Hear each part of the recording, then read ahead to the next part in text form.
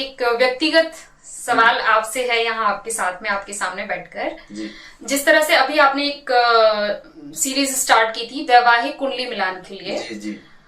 Sir हमने देखा है जो बेसिकली कुंडली को देखते हैं या कुंडली में विश्वास रखते हैं लोग, अपने गुण मिलान के साथ में विवाह कर देते हैं। कई बार बहुत अच्छी कुंडली भी मिली होती है, पर प्रायः ये देखा जा रहा है आज वर्तमान समय में कि या तो अच्छी कुंडली, अच्छे गुण मिलने के बावजूद भी लोगों के घरों में गृह कलेश की समस्या या पति पत्नी आपस में उनमें कोई ऐसा प्रेम संबंध ही नहीं है, या फिर स्थिति इतनी खराब होती जा रही है कि कई लोग तो डाइवोर्स फाइल कर चुके हैं, कईयों का हो चुका है, जो आज की परिस्थिति में बहुत कॉमन दिखता है।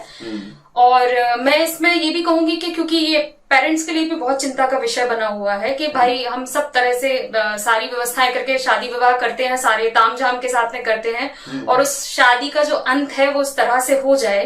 तो ये बहुत महत्वपूर्ण सवाल आज की डेट में, आज के जो वर्तमान समय में समस्या चल रही है उसको देखते हुए खड़ा होता है। इसका जवाब मैं आपसे चाहूंगी। मेरे पास भी आप मान लीजिए कि तकरीबन 40 से 50% ऐसी ही कुंडलियां आती हैं जिनकी सभी के पास आती, जिनकी समस्या एक ही है कि वो कहती है कि शुरुआत में तो कई लोगों की स्थिति ये है कि लव मैरिज भी है, मतलब पसंद की शादियां हैं, और उसके बाद भी मुश्किल से 1 साल 2 साल में स्थिति इतनी खराब हो जा रही है कि लोगों का एक दूसरे के साथ में रहना मुश्किल हो रहा है। तो मैं इस पर आपसे चाहूंगी कि ऐसी क्या स्थिति मतलब बनती है और हमें किस चीज का ध्यान ऐसे रखना चाहिए इस समय पर कि ये, क्योंकि इस तरह तो अगर क्योंकि शादियां टूटना शुरू हुई तो हमारी सामाजिक व्यवस्था बिगड़ जाएगी। तो मैं आपसे इस पर चाहूंगी कि आप अपना प्रकाश डालें इस सवाल पर। अब देखिए, जहां तक कुंडली मिलान गुण मिलान का सवाल है जी, तो गुण मिलान से कोई बात नहीं बनेगी जी। मैंने अभी कुछ 3-4 एपिसोड इसी बारे में किए थे जी। तो वो कारण बनते हैं इस वैवाहिक जीवन में कलह के जी। तो उनको टाला जाए तो ठीक है। अब यहाँ पर एक महत्वपूर्ण बात आपको बता देता हूँ कि सबसे पहले मंगल को जिस मांगलिक दोष के परिप्रेक्ष्य में देखा जाता है जी, आप उसको मत देखिए, उससे कुछ फर्क नहीं पड़ेगा। मंगल कभी भी किसी को मारेगा नहीं, ये पक्का है जी। और मैं अपने अनुभव से बता रहा हूँ, मंगल को आप सिर्फ अगर वैवाहिक जीवन के हिसाब से देख रहे हैं तो सिर्फ धनु का जो मंगल होता है जी, वो अकेला ही दूसरा विवाह करवाने की क्षमता रखता है जी। इसलिए धनु का मंगल बहुत खतरनाक होता है इस मामले में। बाकी वो सब बढ़िया, भाग्य बढ़ाएगा, धार्मिक बनाएगा, सब कुछ बढ़िया रिजल्ट देगा, लेकिन वो दूसरी शादी करवाने का अकेला दम रखता है जी। तो इसलिए आप पाएंगे, आप देखना कि जो भी इस तरह के केस आए हैं जिनमें दूसरी शादी हो रही है उनमें आपको धनु का मंगल मिलेगा ही। दूसरी बात, यदि नक्षत्र स्वामी की उच्च राशि लग्न में है तो नीच राशि सप्तम में होगी जी, तो इनका वैवाहिक जीवन कभी सुखी रहेगा नहीं तो इसलिए ये स्थिति भी टालना जरूरी है। और दूसरा, आप जब कुंडली मिलान के हिसाब से देखा जाए ना, उस समय आप देखिए जिस जातक का ज्यादा लग्न एक्टिव होगा उसके वैवाहिक जीवन में उतनी ही समस्याएं आएंगी, ये बात आप पक्की समझ लीजिए।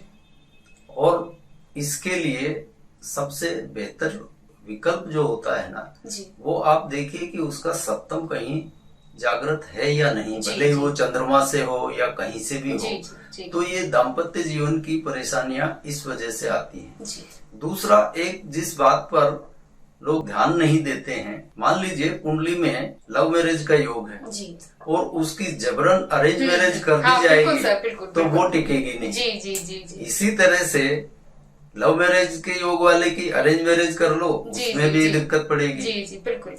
और जिसकी अरेंज मैरिज होनी है वो लव मैरिज कर ले जी, तो उसमें भी पत्थर ही पड़ेंगे जी। तो आजकल ये काफी कॉमन समस्या है, खाली गुण मिलान से काम नहीं चलेगा।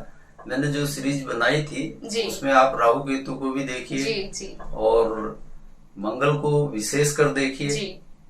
और लग्न अगर ज्यादा खड़ा है, जैसे मान लीजिए लग्न के नक्षत्र में ही जन्म है, उनको भी दिक्कत आएगा। मतलब आप कहीं भी देख लीजिए, सप्तम भाव जहाँ कमजोर होगा और आपके पास जितनी कुंडलियां आई हैं आप देख लीजिए, इन्हीं में से हाँ, कुछ ना कुछ कारण मिल जाएंगे। बिल्कुल बिल्कुल। और आपने देखा भी होगा जी जी, तो कारण स्पष्ट ही समझ में आ जाता है। तो ये कुंडली मिलान के समय ही ये देखना पड़ेगा। पर आजकल बड़ी समस्या है, बच्चे भी अपनी पसंद से जी बिल्कुल बिल्कुल कर लेते हैं। माँ बाप फिर कहते हैं लव कम अरेंज शादी हुई। हाँ, तो हाँ, पहले हाँ, ही एक कॉन्सेप्ट नया लव कम अरेंज स्टार्ट हो गया है। हाँ, वो लव कम अरेंज कुछ नहीं होता है। जी जी, अब उसकी जैसा भाग्य है उसी हिसाब से वो आगे बढ़ते हैं। जी। तो इसी का ध्यान रखिए। जी, तो जैसे कि आपको इस सवाल का जवाब मिला कि क्यों इस तरह की समस्याएं हमारे आजकल के परिवेश में, शादियों के बीच में, घरों में इस तरह से समस्याएं आ रही हैं। मैं भी जब छोटी थी तो मेरा भी मुझे जो कॉन्सेप्ट, क्योंकि मेरे घर में और मैं खुद भी ज्योतिष में बहुत विश्वास रखती थी, बहुत रुचि रखती थी इनफैक्ट, तो वो कुंडली मिलान, मतलब कुंडली मिलान में गुण मिलान वाला सिस्टम के नक्षत्र से नक्षत्र करके इतने गुण मिल रहे हैं, इतने गुण मिल रहे हैं, तो लगता था अरे बहुत अच्छी कुंडली मिल गई। तो पहले जो कॉन्सेप्ट था वो आज भी लोग उस चीज में क्लियर नहीं है। एंड मैं बहुत फॉर्चुनेट अपने आप को इस मामले में बहुत भाग्यशाली मानती हूँ, क्योंकि सर की वजह से ये कॉन्फिडेंस आया है आज की डेट में मुझे कुंडली मिलाने में कि गुण कुछ नहीं होते हैं। अगर कुछ पर्टिकुलर सिचुएशंस जो हैं कुंडली में, अगर वो फॉर्मूले फिट हो रहे हैं, 2, 5, 10 मैंने खुद ने अप्रूव की है, 10 गुण भी मिल रहे हैं, तो आप शादी कीजिए और वो लोग काफी अपनी लाइफ में खुश हैं, सक्सेसफुल हैं। तो आप लोग प्लीज गुड़ के पीछे मत भागिए कि 25 से ज्यादा मिल रहे हैं और बिल्कुल 28 मिल रहे हैं तो शादी एकदम बेहतरीन तरीके से होने वाली है। अगर आप गुड़ ही मिला रहे हैं तो किसी अच्छे ज्योतिषी के पास जाके उनको मिलवाइए। उन पैरामीटर्स पर वो कुंडली खरी उतरती हैं, तब ही शादी के लिए आगे बढ़िए। थैंक यू सर इस सवाल के लिए।